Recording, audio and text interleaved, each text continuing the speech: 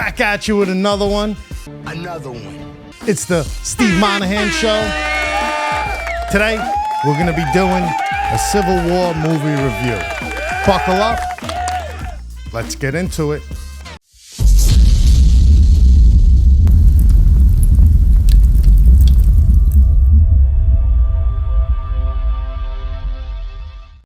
This video contains spoilers. So, basically, this movie follows around 4 photojournalists.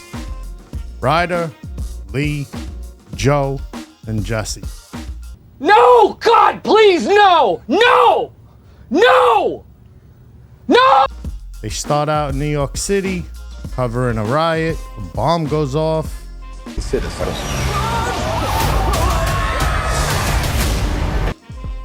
And they decide they want to get closer to the action. Now, it's a Civil War movie.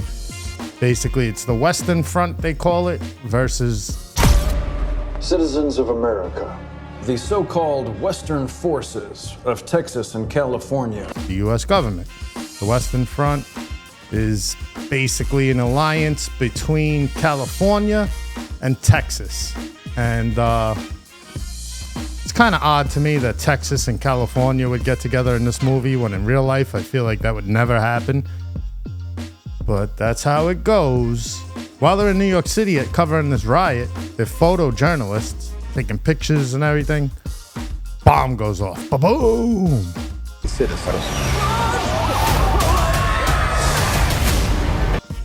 So after all of that, they're in their hotel, sitting in the lounge, deciding to go to DC, get closer to the action.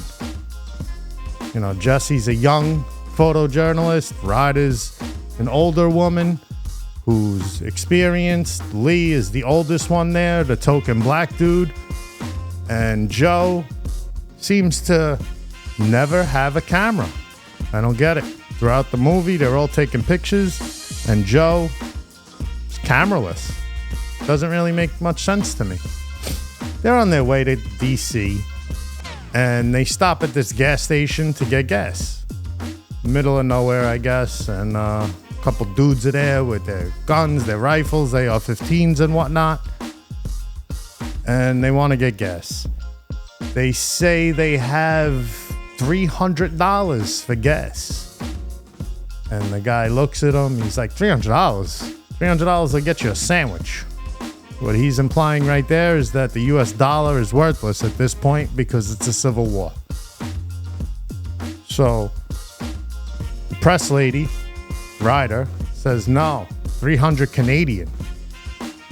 And boom, they get their gas. So the Canadian dollar at this point in the movie is worth more than the US dollar. US dollar 300 can only get you a sandwich, and 300 Canadian will get you gas.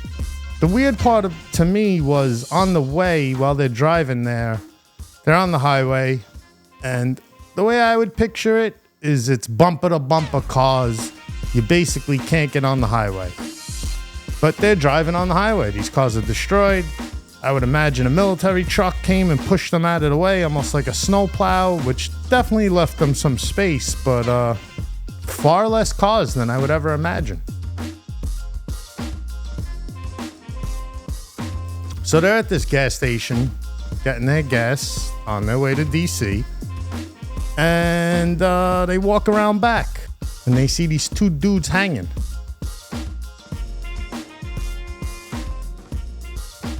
Ryder, the elder woman, says, step back and take a picture with these 2 tortured men you have hanging here. They're actually still alive, hanging, dangling, bleeding. They're a mess. So they're on their war-torn travels after this. And they go shopping. Kind of weird. You know?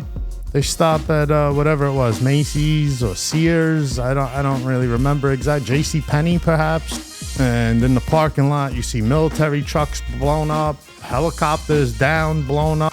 Then they roll on. They roll out. They continue on their merry mission to DC through their war-torn travels. Everywhere they're driving and going, it's like a war happening. So they come up to this like Christmas scene. There's Christmas music playing.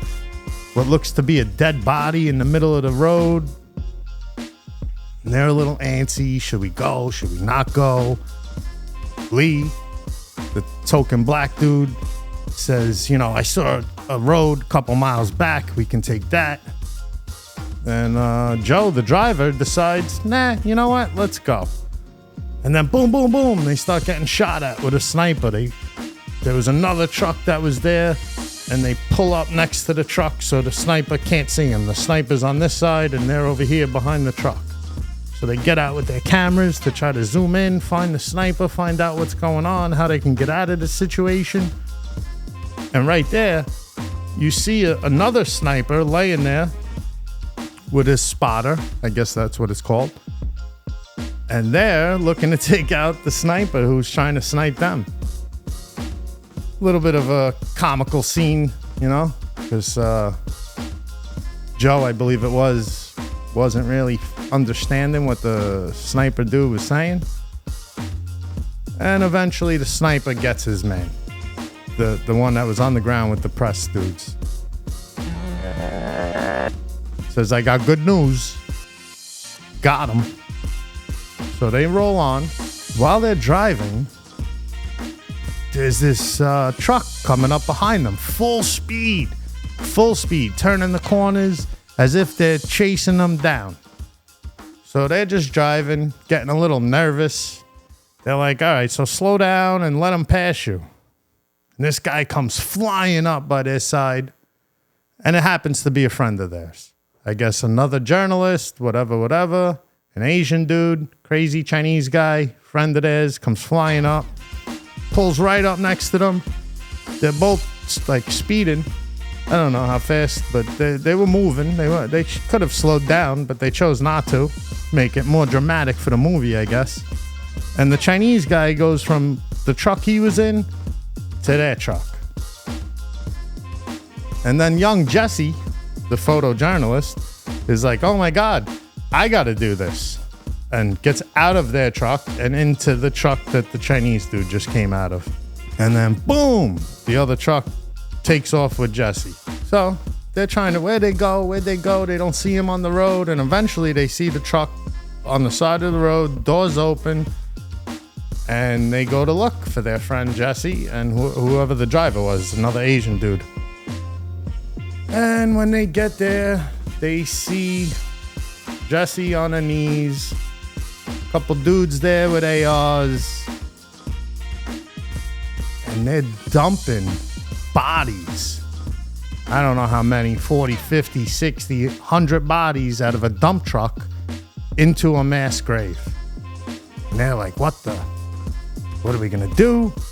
We can't let them die. These are our friends. What can we do? Lee, older black dude, says, you know what? This is death. Every part of me says this is death. We should not go there. We should not go down there. This is death. So, against Lee's, intuition, Joe says, I'm going. Ryder says she's going. Go down there. And their Asian friend who had jumped into the truck with them says, I'm going too. So they get down there. This is where you see in the movie trailer the blonde dude with the red glasses. He's down there. He's one of the dudes with the AR-15. Understanding here. What? Well, you're American, okay? Okay. What kind of American are you? You don't know?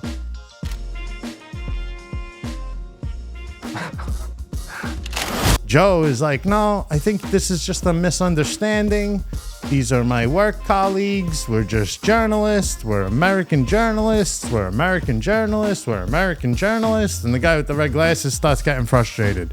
Yeah, you told me that 3 times already. The guy in the red glasses asks them, what kind of American are you?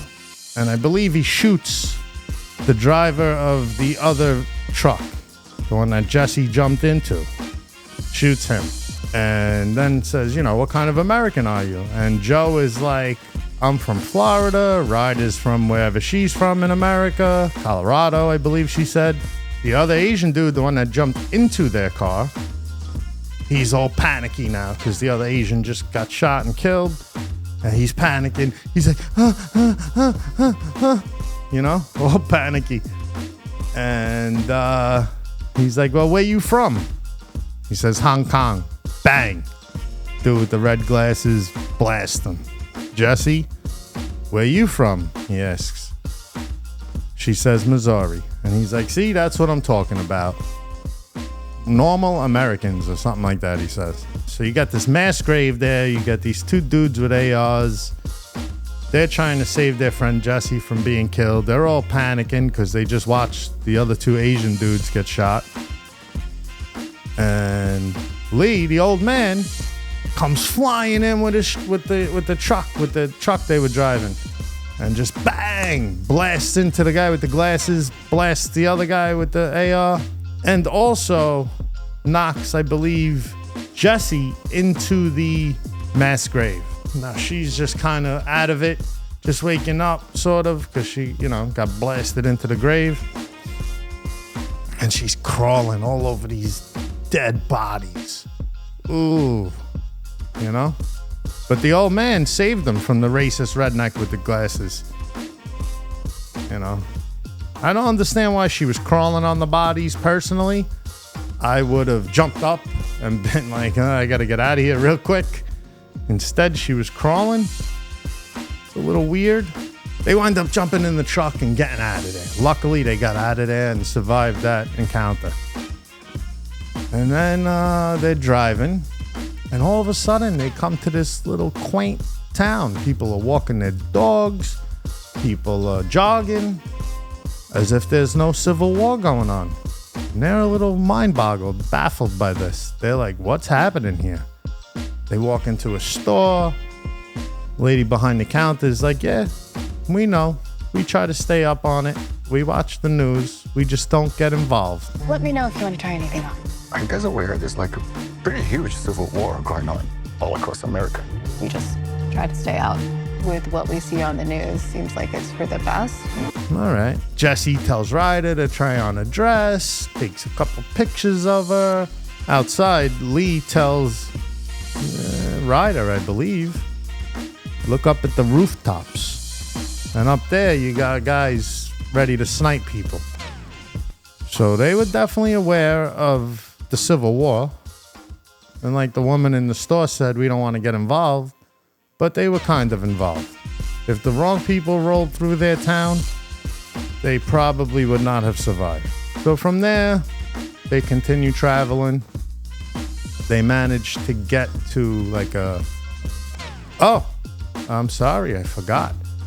When Lee rescued them from the redneck with the red glasses that killed all those people in the mass grave, as they were driving away, the driver of the dump truck happened to get out, pick up the AR-15, and start shooting at them driving away. And as they were driving away, Lee was driving, he got clipped. So, after they drive away, they wind up going to a military base just outside of D.C. I believe it's a Western Front military base. And they get the news that the Western Front is basically winning the battle in D.C. and is very close to getting to the president. When they finally get to D.C., you see it's a straight up war. The Lincoln Memorial's blown up.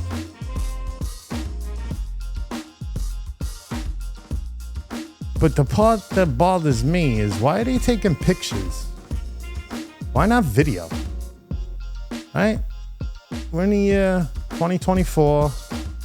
I'm not sure what year the movie takes place, but there's definitely video. And earlier in the film, you see them wearing bulletproof vests. They're wearing helmets. But there's no helmets and bulletproof vests when they get to DC. And Joe doesn't have anything on.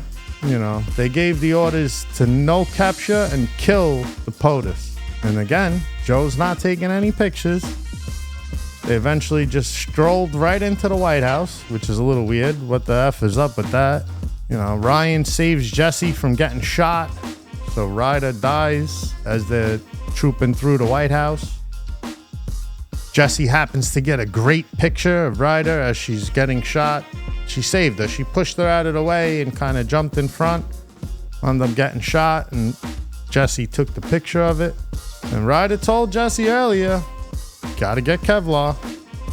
But Ryder wasn't wearing it at this point. This is the stuff that didn't make sense to me. No helmet, no Kevlar.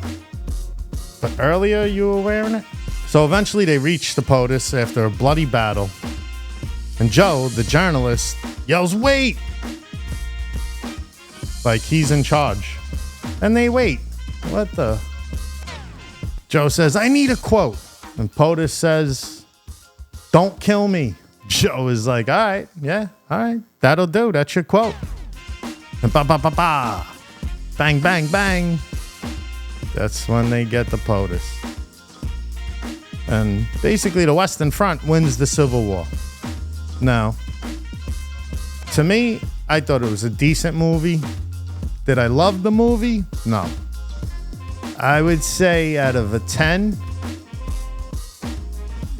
maybe I give it like a 6. I would say about a 6. And if you're anything like me, I go to IMDb and look at the ratings. To me, a movie over 5 is decent. A movie over 7 is usually really good. So this is a 6 in my mind. It was all right. Wasn't bad. Wasn't great. Do I recommend going to see it? Nah, I didn't go see it. I watched it from a streaming site for free. I'm at home. But it was a decent movie. I would have liked to see more of the Civil War. And this was more of a movie about journalists. That's really what I felt like it was about. The difficulty of being a photojournalist. You got to see the flashbacks of all the things Ryder has been through throughout her career. And